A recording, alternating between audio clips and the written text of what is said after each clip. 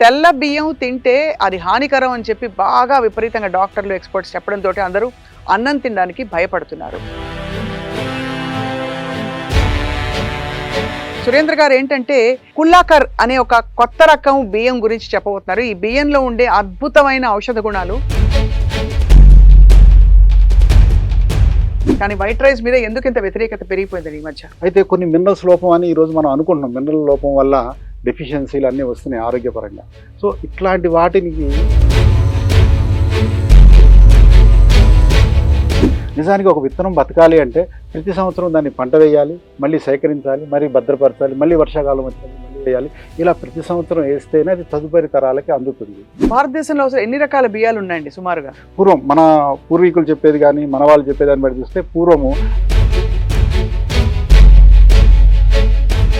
అయితే పండించడం ఒకటి రైతుల వరకు బాగానే ఉంది. కన్జ్యూమర్కి అర్థం అవడానికి దీన్ని ఎలా వండుకోవాలి, దీన్ని ఎలా వండుకుని ఎలా తింటే ఆరోగ్యం వస్తుంది. ఈ కుల్లాకర్ బియ్యం అన్నది అసలు ఎక్కడ ఎవరు కనిపెట్టారండి? ఎప్పటి నుంచి వస్తుంది అది? ఇది తరతరాలుగా వస్తున్నది. తమిళనాడులో నుంచి మేము సేకరించాం. అక్కడున్న పేరు వల్ల ఇక్కడ అదే పేరు వస్తుంది. ఆడవారు దీన్ని తిన్నప్పుడు వారికి గర్భాశయ సమస్యలు కావచ్చు, బాలింతలకి పాలు ఇచ్చే సమస్యలు ఏమైనా ఉన్నా, మనకి ఐవీఎఫ్ సెంటర్లు ఎక్కడ పడితే అక్కడ. కానీ ఈ దేశవాళీ బియ్యం తినడం అలవాట్లు, ఆహారపు అలవాట్లు మార్చుకోవడం వల్ల ఖచ్చితంగా కొంత సహజ సిద్ధంగానే కరెక్ట్ అయిపోతున్నారు అంతా అని చెప్తున్నారు. కొంతవరకు ఆహారం ద్వారా ఇది ఒక అంశం అండి. ఇంకోటి గమనిస్తే మన అమ్మమ్మల కాలంలో బియ్యాన్ని ఎసరు పెట్టి వండేవాళ్ళు. ఇప్పుడు ఎసరు పెట్టి వండే culture. Welcome to Sakshi TV family. కంచంలో పట్టెడు అన్నం పెట్టుకుని తింటే ఎంత తృప్తిగా ఉంటుంది, మనం మాటల్లో చెప్పనవసరం లేదు. ఎన్ని బర్గర్లు, పిజ్జాలు ఏ వచ్చినా. కానీ ఇప్పుడు వచ్చిన ఆలోచన విప్లవం ఎలా ఉందంటే తెల్ల బియ్యం తింటే అది హానికరం అని చెప్పి బాగా విపరీతంగా డాక్టర్లు ఎక్స్పర్ట్స్ చెప్పడంతో అందరూ అన్నం తినడానికి భయపడుతున్నారు. మరి అన్నంలో ముఖ్యంగా బియ్యంలో ఉండే కొన్ని చాలా రేర్ వెరైటీస్ గురించి వాళ్ళ గొప్ప విషయాలు తెలుసుకునే అవకాశం. ఎందుకంటే మనతో పాటు సేవ్ సంస్థ కోఆర్డినేటర్గా ఉన్న సురేంద్ర గారు ఉన్నారు. సురేంద్ర గారు ఏంటంటే కుల్లాకర్ అనే ఒక కొత్త రకం బియ్యం గురించి చెప్పబోతున్నారు. ఈ బియ్యంలో ఉండే అద్భుతమైన ఔషధ గుణాలు, డయాబెటీస్, ఇంకా రకరకాల ఆరోగ్యపరమైన సమస్యలు ఇది డైరెక్ట్గా తగ్గించిన ఉదంతాలు కూడా చెప్తారు. ఈ కుల్లాకర్ బియ్యం ఏమిటి, ఏ కలర్లో ఉంటుంది, ఎలా వండాలి, ఎక్కడ దొరుకుతుంది, ఏమిటి కథ మాట్లాడదాం. సురేంద్ర గారు నమస్కారం అండి. నమస్తే అండి. Welcome to Sakshi TV family. ధన్యవాదాలండి. అందరికీ చాలా డైలీ మౌలికమైన విషయం దోశలో వేసే బియ్యం, ఇడ్లీలో వేసే బియ్యంతో పాటు మనం రోజు నిత్యం 2 పూట్ల తినే బియ్యం గురించి వాళ్ళు మాట్లాడబోతున్నాం. సో చెప్పండి, అన్నపూర్ణాదేవి అన్నం అంటే. కానీ వైట్ రైస్ మీద ఎందుకు ఇంత వ్యతిరేకత పెరిగిపోయింది ఈ మధ్య? మాట్లాడుకుందామని ఖచ్చితంగా అండి. అన్నం పండించేవారు అన్నదాత అయితే అన్నాన్ని వడ్డీ ఇంట్లో అందరికీ పెట్టేవారు అన్నపూర్ణ. అవును, చాలా మంచి కల్చర్ మనది. ఈ విధంగా ప్రకృతి మనకి రకరకాల విత్తనాలు ఇచ్చింది ప్రతి అంశంలో. అది బియ్యం కావచ్చు, కూరగాయలు కావచ్చు, పప్పులు కావచ్చు, నూనె గింజలు కావచ్చు. అలా బియ్యాల్లో కూడా దేశవాళీ బియ్యాలు సహజంగా ఎప్పటి నుంచో ఉన్నాయి. ప్రతి 3 గ్రామాలకి ఒక డైవర్సిఫైడ్ సీడ్ ఉన్నది అని పాలేకర్ గారు చెప్తా ఉంటారు. మహాభారత కాలంలో మన పురాణాల ప్రకారం చూసినా ఒక 5 లక్షల రకాల గింజలు ఉన్నాయి సహజంగా. అయితే రాను రాను ఆర్థిక వ్యవస్థ కావచ్చు, అవసరాలు కావచ్చు, వాటి వలన ఇవి ఒకే రకమైన గింజగా తయారవుతూ వచ్చేసేసింది మనకి. అవును అవును. దీనివల్ల దేశవాళీ విత్తనాల్లో కొన్ని లక్షణాలు ఉన్నాయి. అది ఆహారం మాత్రమే కాదు, చాలా అంశాల్లో. అది స్థానికంగా వాతావరణంలో పండడం, దానివల్ల కొందరు ఉపాధి పొందడం, దానిలో ఉన్న మినరల్స్తో కొన్ని ఆరోగ్య లక్షణాలు రావడం, ఇవన్నీ ఇందులో ఇమిడి ఉన్నాయి. అధిక ఉత్పత్తి అనే దానిలో మనం ఒక వైపు పయనం చేశాము. అట్లా అధిక ఉత్పత్తి వస్తుంది. అయితే కొన్ని మినరల్స్ లోపం అని ఈరోజు మనం అనుకుంటున్నాం. మినరల్ లోపం వల్ల డెఫిషియన్సీలు అన్నీ వస్తున్నాయి ఆరోగ్యపరంగా. సో ఇట్లాంటి వాటిని సొల్యూషన్గా ఈ దేశవాళీ బియ్యాలు మనం తిరిగి పొందాలి. అసలు దేశవాళీ బియ్యం అంటే ఎలా మీరు అభివర్ణిస్తారు? పాలిష్ కానిదనా, లేకపోతే స్థానికంగా కొన్ని ప్రాంతాల్లో పండేవనా? దేశవాళీ బియ్యం అంటే నేటివ్ సీడ్స్. అరే స్థానికంగా ప్రతి చోట కొన్ని విత్తనాలు ప్రకృతిలోంచి వచ్చినవి మనకు ఉన్నాయి. కొందరు మహానుభావులు దాన్ని ప్రతి సంవత్సరం పండించడం వల్ల ఈ రోజుకి మనకు అందుబాటులో ఉన్నాయి. నిజానికి ఒక విత్తనం బతకాలి అంటే ప్రతి సంవత్సరం దాన్ని పంట వేయాలి, మళ్ళీ సేకరించాలి, మరీ భద్రపరచాలి, మళ్ళీ వర్షాకాలం వచ్చినప్పుడు మళ్ళీ వేయాలి.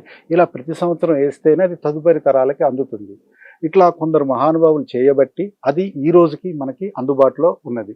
ఇట్లా ప్రకృతి ఇచ్చిన దాన్ని సహజంగా పండించకుండా తీసుకువచ్చే వాటిని అన్నిటినీ దేశవాళీ విత్తనాలుగా మనం అనుకోవచ్చు. సో మొత్తానికి అయితే కినువాలు ఇవి కొత్తగా ఇప్పుడు వస్తున్నవన్నీ కూడా దేశవాళీ విత్తనాల కింద కాదని అనుకోవాలి, అంతేనా? కినోవా అనేది మెక్సికోలో వాళ్ళకి నేటివ్, అది వాళ్ళకి కరెక్ట్, వాళ్ళకి తినాలి కూడా. మనకి అలా అని మనకి నేటివ్ గా పండేవి మనకు కొన్ని ఉన్నాయి. అది. సో అది మనం తినాలి. అది. ఎందుకంటే ఇది భౌగోళికంగా ప్రతి చోట్ల కొన్ని వాతావరణాలు ఉన్నాయి. అటువంటి వాతావరణం తగ్గట్టు కొన్ని పండుతాయి. అక్కడ వాతావరణ పరిస్థితులు అవి తట్టుకుంటాయి. దాని మెయింటెనెన్స్ సులువు అవుతుంది. కాబట్టి ఆ రైతు అది పండిస్తే అతనికి బాగుంటది. అటువంటి రైతు పండించింది మనం తింటే ఆ స్థానికంగా ఉన్న ఆర్థిక వ్యవస్థ బాగుంటది. అక్కడ భూమిలో ఉన్న పోషకాలు అక్కడ మనుషులకు ఇచ్చే మినరల్స్ కొన్ని ఉంటాయి. ఇవి తినడం వల్ల వాళ్ళ ఆరోగ్యం బాగుంటది. భారతదేశంలో అసలు ఎన్ని రకాల బియ్యాలు ఉన్నాయండి సుమారుగా? పూర్వం మన పూర్వీకులు చెప్పేది కానీ మన వాళ్ళు చెప్పేదాన్ని బట్టి చూస్తే పూర్వము 5 లక్షల రకాల దేశవాళీ వారి విత్తనాలు ఉన్నాయి అని మనం 5 లక్షల రకాలండి. 5 లక్షల రకాలు. వాటిలో ఎన్ని బతికి బయటపడ్డాయో? ఇప్పుడు కొందరు మహానుభావులు, సంభవ ఆర్గనైజేషన్, ఇంకా దేవల్ గారు ఇలాంటి వాళ్ళు వాటిని రక్షిస్తూ వచ్చారు. మనం చెప్పుకోవాలి, మన కల్చర్లో ఉన్న ఒక గొప్పతనం ఏంటంటే పూరి జగన్నాథ స్వామి గుడిలో ప్రతిరోజు వారు ప్రసాదం వండుతారు. వారు చేసే రోజుకు 3 సార్లు చొప్పున ప్రతి సంవత్సరం విత్తనం రిపీట్ కాకుండా అలా చేస్తూ ఉండడం వల్ల సుమారుగా 1000 రకాల విత్తనాలని వాళ్ళు బతికిస్తున్నారు. సో ఇదే ఇన్స్పిరేషన్గా తీసుకొని అన్ని చోట్ల ఇలా జరగాలని విజయరామ్ గారు ప్రయత్నం చేస్తున్నారు. అది వ్యాప్తి చెందడానికి ఒక ఉద్దేశంగా మొదలుపెట్టారు. అయితే పండించడం ఒకటి రైతుల వరకు బాగానే ఉంది. కన్జ్యూమర్కి అర్థం అవ్వడానికి దీన్ని ఎలా వండుకోవాలి, దీన్ని ఎలా వండుకుని ఎలా తింటే ఆరోగ్యం వస్తుంది అనే దాని మీద అవగాహన ఇంకా పెంచుకోవాలి అందరం. అవును. ఈ కుల్లాకర్ బియ్యం అన్నది అసలు ఎవరు కనిపెట్టారండి? ఎప్పటి నుంచి వస్తుంది అది? ఇది తరతరాలుగా వస్తున్నది. తమిళనాడులో నుంచి మేము సేకరించాం. అక్కడున్న పేరు వల్ల ఇక్కడ అదే పేరు వస్తుంది, కుల్లాకర్. అది ఆడవాళ్ళకి ఔషధంగా పనిచేస్తుంది. బేసికలీ ఇది ఒక సిరియల్, అందరికీ ఆహారంగా అందరికీ పనికి వస్తుంది. మగవారు ఆడవారు అందరూ తినవచ్చు.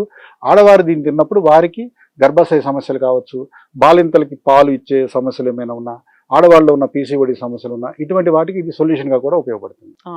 ఇది ఎర్రగా ఉంటుంది చూడడానికి అన్న విషయం కొంచెం నాకు తెలుసు. అవునండి. కానీ ఇది రెడ్ రైస్ కి దీనికి తేడా ఉందండి? ఇది బియ్యాల్ని మనం చూస్తే అండి, దేశవాళీ బియ్యాల్లో రకాలుగా రంగు పరంగా చూస్తే ఒక 4-5 రకాలుగా విభజించుకోవచ్చు.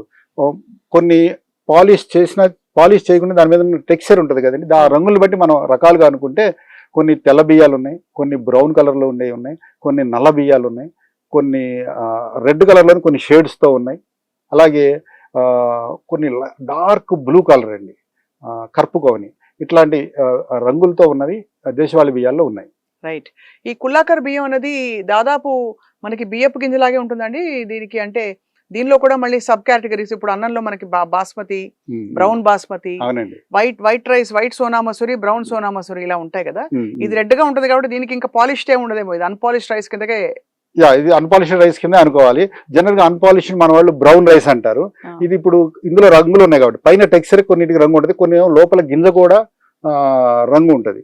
సో ఇప్పుడు కులక్కర్ అనేది పైన టెక్స్చర్ అంతా రెడ్ కలరే ఉంటుంది. రెడ్ కలర్ లో చాలా రకాల బియ్యాలు ఉన్నాయి, నవారా అని, కాటియానం అని, రక్తశాలి అని, కొన్ని లోపల కూడా రెడ్ ఉంటాయి, కొన్ని పై వరకు టెక్స్చర్ వరకు రెడ్ ఉంటాయి. కులక్కర్ కూడా రెడ్ కలర్ రైస్ అండి. అన్పాలిష్డ్ గా ఉన్నప్పుడు అది రెడ్ కలర్ లోనే ఉంటుంది. దీన్ని ఇప్పుడు మనం ఎందుకు ఎక్కువగా దీన్ని మరింతగా అందరూ కన్జ్యూమ్ చేయాలి, దీన్ని బతికించుకోవాలి మనం అనే పాయింట్కి ఎందుకు వచ్చామండి? అంటే దీనిలోని ఔషధ గుణాలు బయటపడిన తర్వాత అనిపించింది. ఇది ఎందుకంటే మేము సేవ్ సంస్థ తరపున ఈ వ్యవసాయం గురించి ఇలా ప్రచారం చేస్తున్నప్పుడు వీరి ద్వారా తెలుసుకొని ఈ బియ్యాన్ని వాడి లబ్ధి పొందిన వారు ఉన్నారు. వారి ద్వారా కొందరు మా ఆఫీస్కి ఎలా వస్తారంటే, వాళ్ళు యంగ్స్టర్స్ ఉంటారు, వాళ్ళకి పిల్లలు పుడతాం అనే సమస్య ఉన్నది, ముఖ్యంగా ఆడవాళ్ళు కావచ్చు, మగవాళ్ళు కావచ్చు. అలాంటి వాళ్ళు మాకు అప్రోచ్ అవుతున్నారు. సో వారిని గమనించినప్పుడు వాళ్ళ వయసు 30 ఏళ్ల లోపు ఉన్న వాళ్ళు హెల్దీగానే ఉంటారు, అంత బాగానే ఉంటుంది. ఇంపార్టెన్సీ కావచ్చు, ఆడవాళ్ళు పీసీఓడి కావచ్చు, ఇలాంటి సమస్యలతో మా ఆఫీస్కి వచ్చే వాళ్ళు ఉన్నారు. సో మాకు అర్థమైంది ఏంటంటే, దీన్ని వాడే విధానం తెలుసుకుంటే చాలా మటుకు సొల్యూషన్ వచ్చేస్తుంది. అన్నంగా తినడం ద్వారానే సరిపోతుంది. ఇంకోటి, మనకి పూర్వం నుంచి ఇప్పుడు వరకు ఉన్న కల్చర్ చూస్తే, మన అమ్మమ్మల కాలంలో బియ్యాన్ని ఎసరు పెట్టి వండేవాళ్ళు. ఇప్పుడు ఎసరు పెట్టి వండే కల్చరు మర్చిపోవడం అనేది అంటే ఒక ఫెసిలిటీ, ఒక త్వరగా అవుతాం. ఒక కుక్కర్లో పప్పు అన్నం కలిపి ఒకసారి వండితే త్వరగా అవుతుంది, సమయం కలిసి వస్తుంది. ఆడవాళ్ళు కూడా చదువుకున్నారు, ఉద్యోగాలు చేస్తున్నారు. సో ఇట్లా సమయం తక్కువ అయింది, వాళ్ళ ఆఫీసులకు వెళ్ళాలి అన్న కోణంలో చూసినప్పుడు ఈ వండుకునే దానికి సమయం లేక తెలియకో కుక్కర్ అనేది వచ్చింది. అది ఒక జనరేషన్ 2 జనరేషన్ దాటేసరికి ఎసరు పెడతాం అనేది మర్చిపోయారు. సో పూర్వము మన వాళ్ళు ఇత్తడి గిన్నె, మట్టి గిన్నె కుదరకపోతే ఇత్తడి గిన్నెలో అయినా ఎసరు పెట్టుకొని ఈ బియ్యాన్ని అందులో వండుకొని దాన్ని తింటే ఎక్కువ ఫలితం ఉంటుంది, ఉపయోగపడుతుంది. ఆ, అంటే ఇప్పుడు ఎసరు పెట్టుకుని గంజి వార్చుకోవాలంటారు అయితే. అవునండి, ఎసరు పెట్టేది ఒక విధంగా నిజంగా చెప్పాలంటే గంజి వంచుకోవడానికి. ఆ, గంజి లేని ఇల్లు లేదు మనకి. పూర్వం గంజిని రకరకాలుగా వాడాం మనం. పూర్వం మన పాత సినిమాల్లో కావచ్చు, అవి చూస్తుంటే నాదే ఉంది కలో గంజి తాగి బతికేస్తాను అనే డైలాగులు మనం వినేవాళ్ళం. కానీ గంజిలో చాలా పోషకాలు ఉంటాయి కదా. చాలా పోషకాలు ఉన్నాయండి.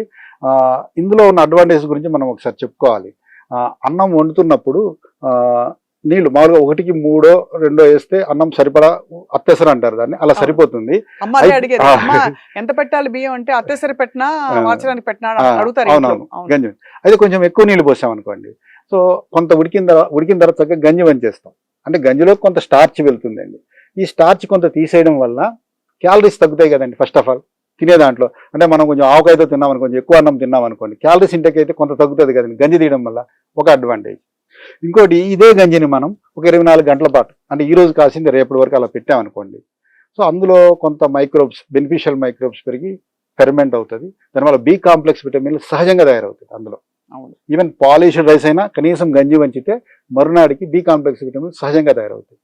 అంతేకాకుండా మన పెద్ద పేగుల్లో సూక్ష్మజీవులు ఉన్నాయి, వాటిని బతికించడానికి కావాల్సిన స్టార్చ్ కావచ్చు, ఆ న్యూట్రిషన్ కావచ్చు ఇందులో వస్తుంది. సో వాటిని బతకనిస్తే అవి మనల్ని బాగా బతకనిస్తాయి, అంటే ఆరోగ్యంగా ఉంచుతాయి. సో ఈ గంజిని వంచడం, గంజిని మర్నాడు తాగడం, గంజిని పారేయవద్దు, మర్నాడు త్రాగాలి. సో ఇలా త్రాగడం వల్ల మనకి గట్ బ్యాక్టీరియాకి చాలా ఉపయోగం ఉంది. రైట్, ఆ పద్ధతి పోయి ఇప్పుడు మనం అన్ని కుక్కర్లో పెట్టుకోవడం వల్ల బహుశా కొంత ఇది కూడా అంటున్నారు కదండి, గంజి వార్చేస్తే మనకి ఇందులో ఉండే స్టార్చ్ ఎక్కువగా ఉండి గ్లైసెమిక్ ఇండెక్స్ పెరిగే గుణం కూడా తగ్గుతుంది రైస్ కంటే, నిజమా అండి? అంతే కదండి, ఖచ్చితంగా తగ్గుతుంది. అయితే ఈ దేశవాళీ బియ్యాల్లో కూడా సహజంగా స్టార్చ్లో 2 పాలిమర్లు ఉన్నాయండి, అమైలోస్, అమైలోపెక్టిన్ అని. ఇప్పుడు కులకారు కూడా దేశవాళీ బియ్యాల్లో ఒక రకము. ఇందులో సహజంగా అమైలోజ్ అనే పదార్థం ఉంది. ఈ అమైలోజ్ పదార్థము మన శరీరం తిన్న తర్వాత ఇన్సులిన్ డిమాండ్ని అది చేయదు, అంటే మెల్లిగా అరిగే గుణం ఉండటం వల్ల ఈ అమైలోజ్ అనే దానికి అది మెల్లిగా అరుగుతాం వల్ల ఇన్సులిన్ డిమాండ్ చేయదు. అందువల్ల దీర్ఘకాలికంగా షుగర్ రావడానికి అవకాశాలు తక్కువ ఉంటాయి. అంటే ఆహారం ద్వారా కొంత వచ్చే అవకాశాలు ఉన్నాయి అనుకున్నప్పుడు ఈ దేశవాళీ బియ్యాల ద్వారా ఇది వచ్చేది తక్కువ అవకాశం ఉంది. సో అయితే మరి కుల్లక్కర్ బియ్యం మనకి అందరికీ అందుబాటులో ఉందండి ఇప్పుడు? కుల్లక్కర్ బియ్యాన్ని పండించే రైతులు అయితే ఉన్నారండి, బాగానే ప్రతి జిల్లాలో ఉన్నారు. మా సేవ్ సంస్థకి ఫోన్ చేస్తే ఆ రైతుల నెంబర్లు మేము ఇవ్వగలుగుతాము, అందుబాటులో అయితే ఉన్నాయి. అందుబాటులో ఉండటం ఒక అంశం అయితే, ఇది దేశవాళీ విత్తనం, ఇది అందరు రైతులు పండించరు, ఎందుకంటే ఎక్కువ ఉత్పత్తి రాదు కాబట్టి అందరూ పండించరు. కొందరు పొలం ఉన్న వాళ్ళు, అంటే వేరే రకంగా ఆదాయం ఉన్న వాళ్ళకు కూడా కొందరికి పొలాలు ఉంటాయి కదా, వాళ్ళు రైతుకి ఎంకరేజ్ చేయాలి. మీరు పండించండి మేము కొంటాం, లేదా మా ఇంటి వరకు మేము పండించుకు తింటామని వారికి ఒక భరోసా ఇవ్వాలి. కొందరికి పొలాలు లేవు, ఇంట్లోనో లేకపోతే అర్బన్ ఏరియాలోనో ఉంటారు, వాళ్ళు ఒక తొట్టిలో 10 గింజలు 20 గింజలు వేస్తే అది వస్తుంది కదండి.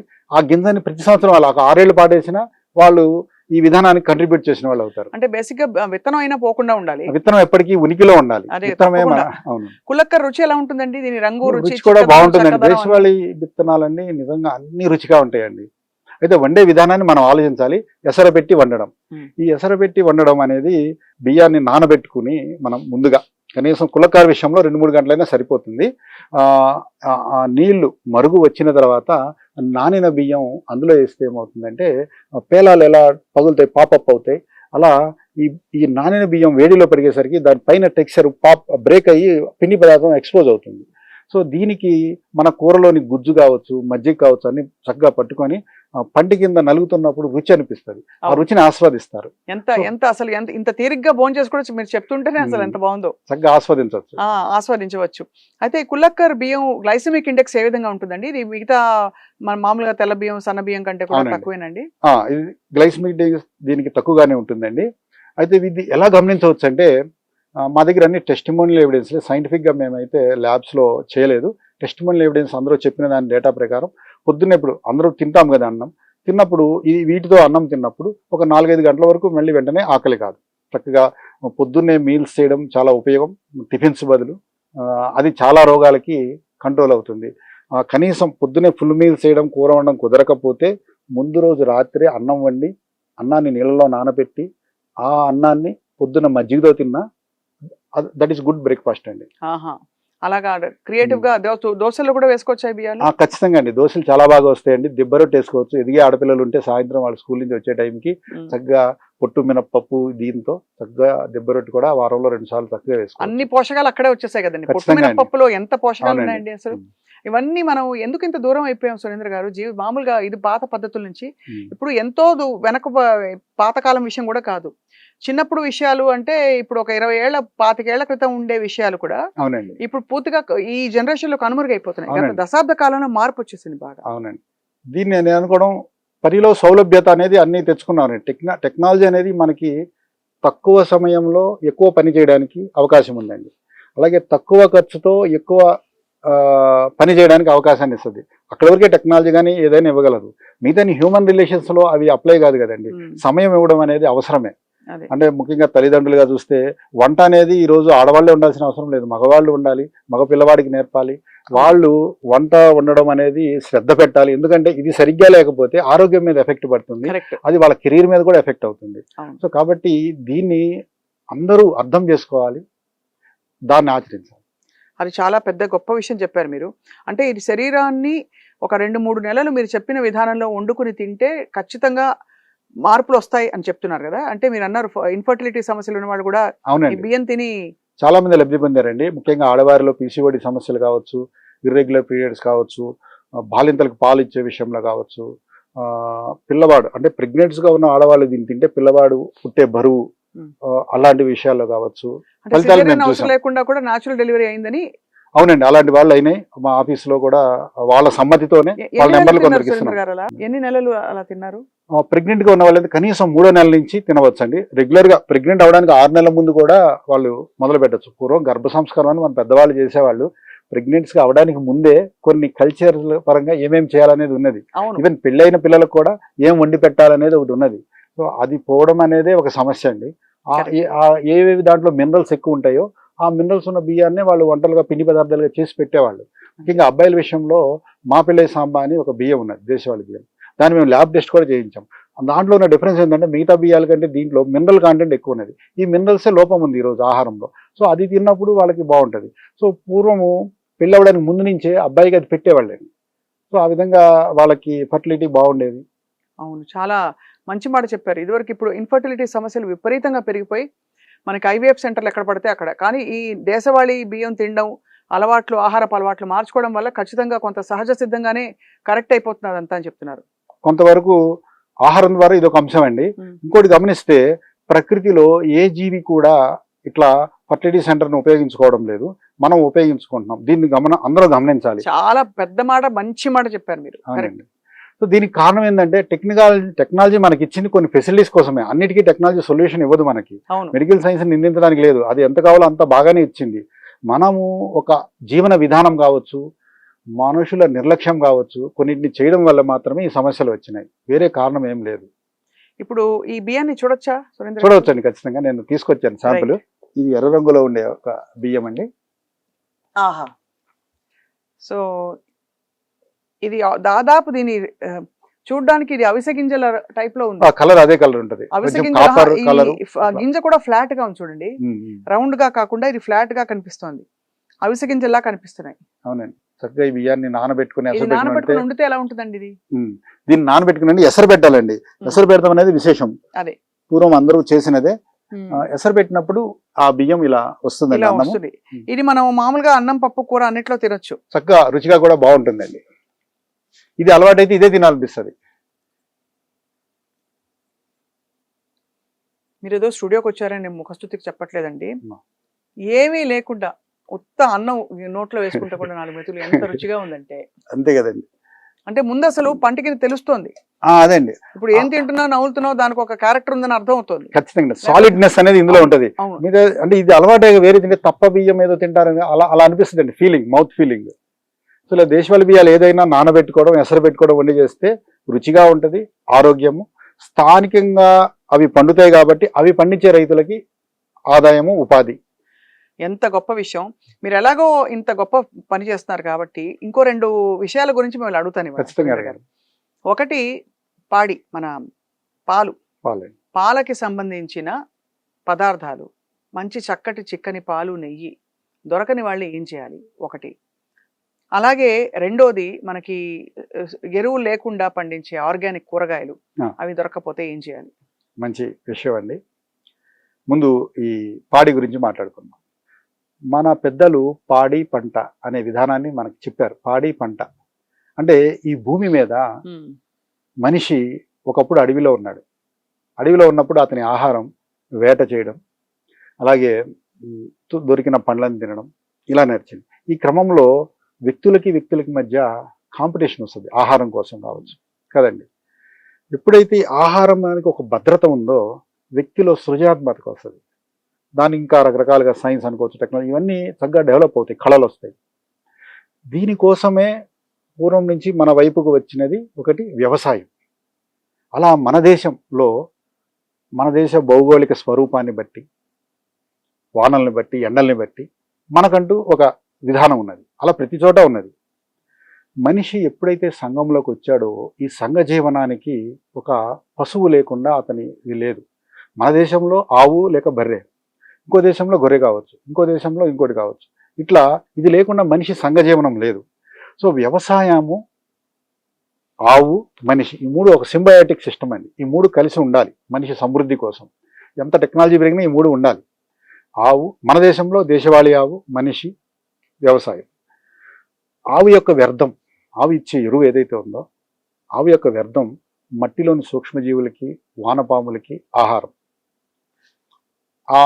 వాటిని ఉపయోగించుకుని మొక్క పెరుగుతుంది. ఆ మొక్క మనిషికి, ఆవుకి ఆహారం. ఒకదాని మీద ఒకటి ఆధారపడిన ఒక వ్యవస్థ. ఇది గమనించే మన వాళ్ళు పాడి పంట అన్నారు. ఇది లేకుండా మన సింబయాటిక్ సిస్టమ్ ఇలాంటిది లేకుండా మన కల్చర్ లేదు. చైన్ ఆఫ్ లైఫ్ ఇది బ్రేక్ చేస్తే అందరికీ సమస్య అవుతుంది. ఒక సైడ్ చూస్తే ఏదో ఆర్థికంగా ఒక వచ్చినట్టు కనిపిస్తుంది, అయితే ఆరోగ్యపరంగా కావచ్చు, సమయాన్ని కోల్పోవడం వల్ల కావచ్చు, ఇలాంటి సమస్యలు వస్తాయి. సో సమృద్ధి అనేది, సమృద్ధి అన్నారు మన వాళ్ళు, సంపద అనలేదు, సౌభాగ్యం అన్నారు. అంటే ఇట్లా సమయానికి నిద్ర రావడం, సమయానికి మిత్రులు దొరకడం, ఇవన్నీ కూడా ఉన్నాయి కదండి. సమయాన్ని కోల్పోయాం, ఇప్పుడు మిత్రులు లేరు, అంటే చాలా మందికి సమయానికి లేరు. సో ఇది ఈ వ్యవసాయం ద్వారానే వస్తుంది, ఈ వ్యవసాయ భద్రత ద్వారానే వస్తుంది. ఇప్పుడు మీరు అడిగిన ప్రశ్న, పాడి లేనప్పుడు ఏం చేయాలి? రెండు విషయాలండి. ఎవరికైతే పాడి లేదో వారు ఒక 10 మంది కలిసి ఒకరిని ఎంకరేజ్ చేయొచ్చు. వాళ్ళు ఆవుల్ని పెంచుతారు, వాళ్ళ ద్వారా వీళ్ళు కొనుక్కుంటారు. పూర్వం అండి ఆవుల్ని లేకపోతే బర్రెల్ని చిన్న చిన్న టౌన్ల విషయంలో నేను చెప్తున్నా, పొద్దున్నే ఒక వ్యక్తి వచ్చి వాటిని తోలుకుపోయేవాడు. బయట గోచర భూములు ఉండైపోను, అంటే గోవులు లేదా తిరగడానికి కొన్ని భూములే మన పూర్వీకులు వదిలేశారు భూముల్ని. అక్కడికి వెళ్ళి మేసి వచ్చింది. అంటే ఒక పూట వాటికి ఆహారం గడిచిపోయి ఇంటికి వస్తే ఇంట్లో మిగిలిన కుడితి నీళ్ళు, కూరగాయ తొక్కలో, ఎలా పండ్లో కొన్ని అలా పెడతా ఉండేవాళ్ళు. అంటే ఒక పూట ఆహార భద్రత ఇంట్లో చూసుకోకుండానే బయట తిరిగి వచ్చింది. ఆ పాలను వీరు పొందారు. ఇప్పుడు రాను రాను ఆ కల్చర్, అంటే ఆ వృత్తిలోకి ఎవరు లేరు, దాన్ని తీసుకెళ్ళి మేపుకొచ్చేవాళ్ళు లేరు. కాబట్టి ఎవరు చేయాలి? సో ఎవరికైతే శ్రద్ధ ఉందో, ఎవరికైతే ఇంట్రెస్ట్ ఉందో వాళ్ళు 10 మంది 100 మంది కలిసి మళ్ళీ అతనికి నెల వారి శాలరీ ఇచ్చి ఒక వ్యక్తిని పెట్టుకుంటే, నేను చిన్న టౌన్లోనే, అర్బన్ ఏరియాని గురించి మాట్లాడలేదు, లేకపోతే అర్బన్ ఏరియా, సబర్బన్ ఏరియాలో చేయొచ్చు. అలా కొందరికి ఎంకరేజ్ చేసి వారి ద్వారా వీళ్ళు కొనుక్కోవచ్చు ఒకరికి. అప్పుడు ఉభయతారకంగా ఉంటుంది. ఉభయతారకంగా ఉంటుందండి. పూర్వం వీళ్ళు ఇలా తీసుకెళ్ళడం వల్ల అప్పుడు మెయింటెనెన్స్, అప్పుడు కానీ ఇప్పుడు కానీ, ఇప్పుడు ఒక కొండ ప్రాంతం ఉందండి, అక్కడేమో సహజంగా వైల్డ్ గ్రేజింగ్కి వెళ్తాయి, దాని మెయింటెనెన్స్. సిటీలో ఒక షెడ్ కట్టి ఒక ఎంప్లాయీని పెట్టి దాని హైజీనిక్ కండిషన్స్ మెయింటైన్ చేయాలంటే ఒక మెయింటెనెన్స్ అవుద్ది. సపోజ్ అనుకుంటే ఒక వైల్డ్ ప్లేస్లో ఒకరు ఈ బర్రెల్ని ఆవుల్ని మేపుకొచ్చే వాళ్ళు ఉంటే ఒక ఆవుకి ఒక నెలకి 1000 రూపాయలు ఖర్చు అవుద్ది అనుకుందాం. అదే సిటీలో పెడితే 8000 నుంచి 9000 అవుతుంది ఒక ఆవుకి. సో ఈ ఖర్చుల్ని వాళ్ళు ప్లాన్ చేసుకుని, డివైడ్ చేసుకుని పెట్టుకుంటే భద్రమైన పాలు ఆ 10 మందికో ఆ 100 మందికో ప్లాన్ ప్రకారం వస్తుంది. ఇది ఒక అంశం. ఇది లేదు అనుకుందాం, అంటే ఇలాంటి ఇష్టం లేదో లేకపోతే అవకాశం లేదో అనుకుంటే, రెండోది మన పచ్చి కొబ్బరి ఉందండి. పచ్చి కొబ్బరిని చక్కగా పాలు తీసుకొని దాన్ని తీసుకోవచ్చు పాలగా. అంటే అందరికీ చాయిస్ కాకపోవచ్చు, బట్ ఒక ఆల్టర్నేటివ్గా చెప్తున్నాను. అలాగే నువ్వులు ఉన్నాయి, నువ్వుల నుంచి నానబెట్టి పాలు తీసుకోవచ్చు. ఆ పాలని ఆహారంగా తీసుకోవచ్చు, పాలుగా కావాలంటే. లేకపోతే వాటిని గుప్పెట్టి తినే రూపం ఏదో, అంటే నానబెట్టుకున్నా తింటే అట్లీస్ట్ ఆ న్యూట్రిషన్ అయితే వస్తుంది. అవును. నువ్వులు వేరే, నూనె గింజలు వేరు, నువ్వులు వేరు. నువ్వుల్లో ప్రోటీన్ ఉంది, ఫ్యాట్ ఉంది, కార్బోహైడ్రేట్స్ ఉన్నాయి. పాలు సంపూర్ణ ఆహారం ఎందుకంటే పాలలో ప్రోటీన్ ఉంది, ఫ్యాట్ ఉంది, కార్బోహైడ్రేట్స్ ఉన్నాయి. అలా నువ్వుల్లో ఉంది. నువ్వులు నానబెట్టి కూడా అలా తీసుకోవచ్చు. చాలా మంచి కాల్షియంకి మంచి సోర్స్ అవుతుంది అవునండి. అన్ని విధాల. సో అయితే అవుతుంది. ఈ ఈ గానుగ నూనెకి మామూలు నూనెకి ఏంటండి తేడా? చెప్తాను. మీరు 2 ప్రశ్నలు అడిగారు ఆ కదండీ. రెండో ప్రశ్న కూడా అడగాలి. అవును. అది అదే ఒకటి పాడి గురించి, పాడి రెండోది ఆర్గానిక్ వెజిటబుల్స్. ఆర్గానిక్ వెజిటబుల్స్ గురించి మీరు అడిగారండి. అవి దొరకనప్పుడు ఏం చేయాలి? ఇది బాగుందండి.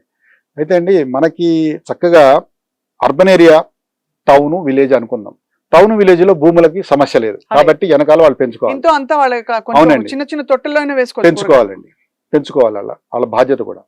అలాగే పూర్వం ఏంది వాళ్ళు పెంచేవాళ్ళు ఎక్సెస్ వచ్చేసి సొరకాయలు అనుకోండి ఎక్కువ వచ్చేసి పంచుకునేవాళ్ళు. మార్కెట్ కూడా అమ్ముకునే అంత ఉండదు జనరల్గా లోకల్. అలా పంచుకునే కల్చర్ వల్ల రిలేషన్స్ కూడా బాగుంటాయి. అలా అట్లీస్ట్ చిన్న చిన్న టౌన్లు, విలేజెస్లో ప్రాంతం ఉన్న వాళ్ళు చేసుకోవాలి. అలాగే రైతులు పొలం గట్లని ఇంత చిన్నగా కాకుండా వెడల్పు చేసుకోవాలి మాగాణి భూముల్లో. దాని మీద కూడా అరటి కానీ, మునగ కానీ, బొప్పాయి కానీ ఇలాంటివి పెట్టుకోవాలి. వాళ్ళు వరకు పొలాల వరకు ఎవరున్నా వాళ్ళంతా ఈ ప్లాన్ చేయాలి. ఇవి లేని వాళ్ళు అర్బన్ ఏరియాలో ఉన్నారు. అట్లీస్ట్ టెర్రస్ గార్డెనింగ్ అని గ్రూప్స్ ఉన్నాయి. అలాగే బాల్కనీల్లో ఉన్నాయి. కనీసం అండి మెంతికూర 2 వారాల లోపే, మళ్ళీ పాలకూర నెల లోపే వస్తాయి.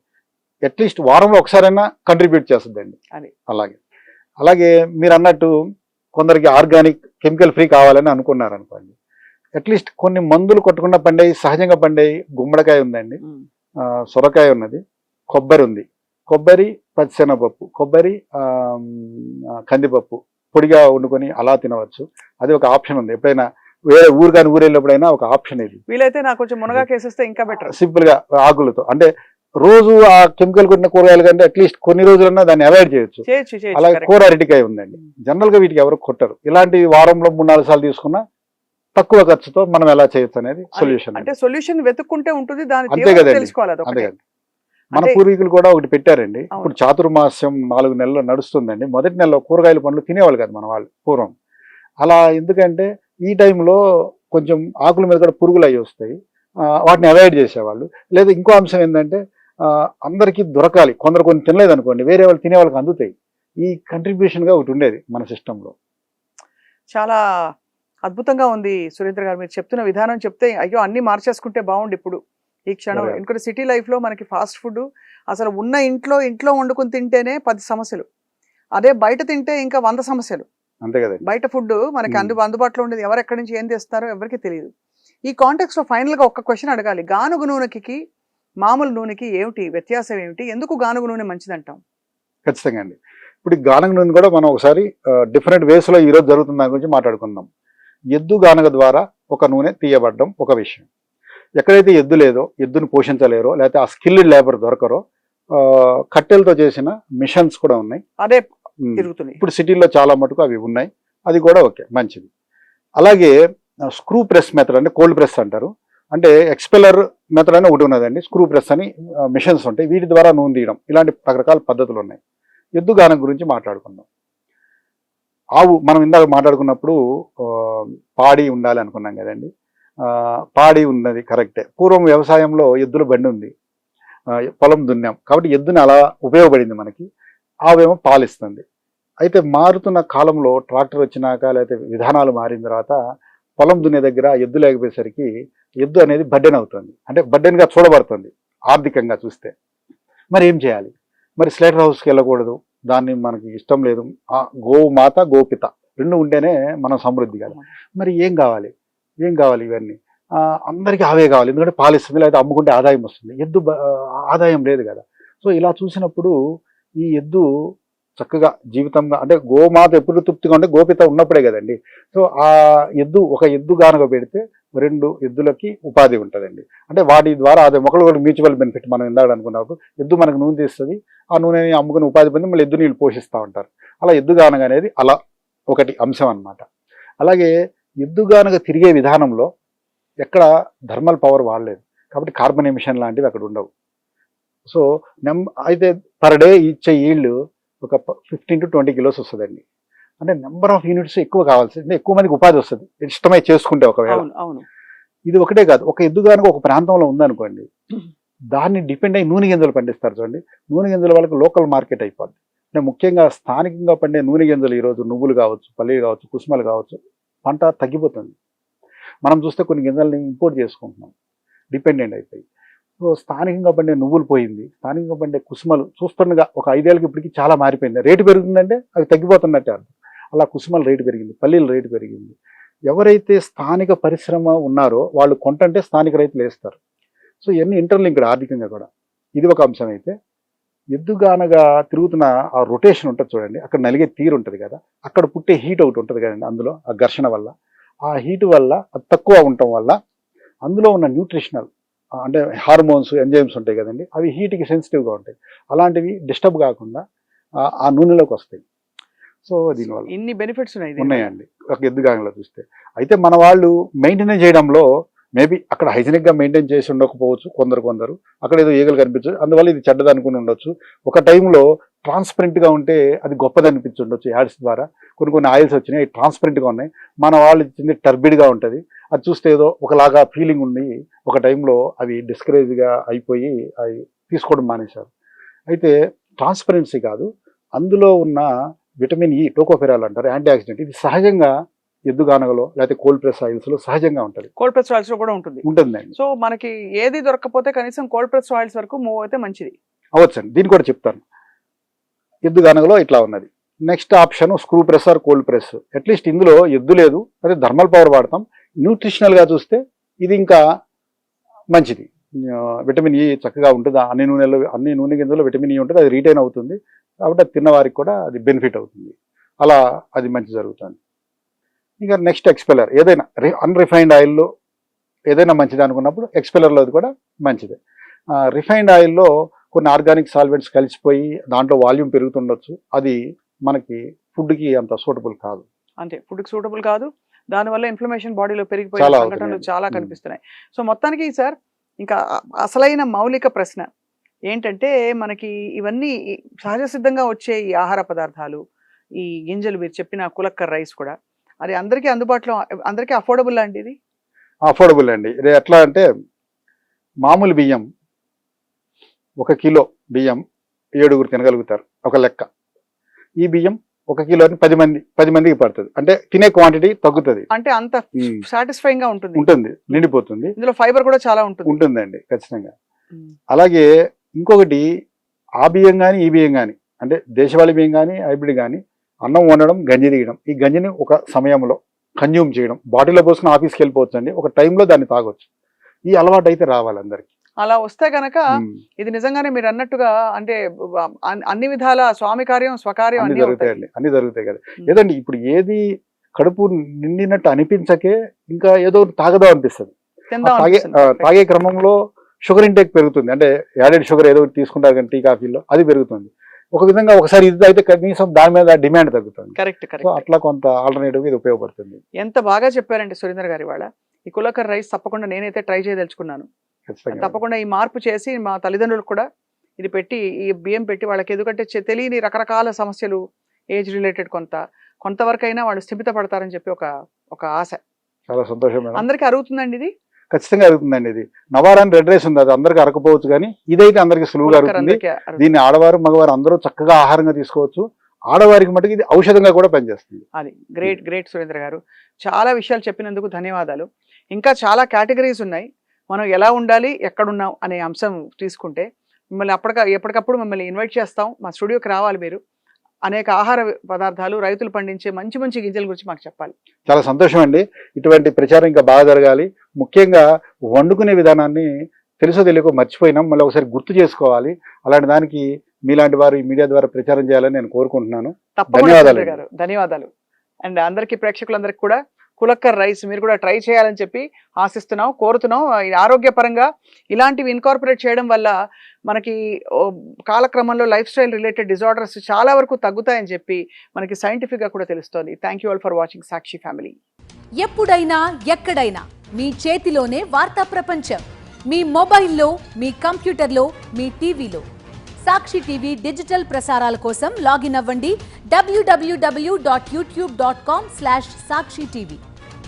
Subscribe Sakshi TV YouTube channel.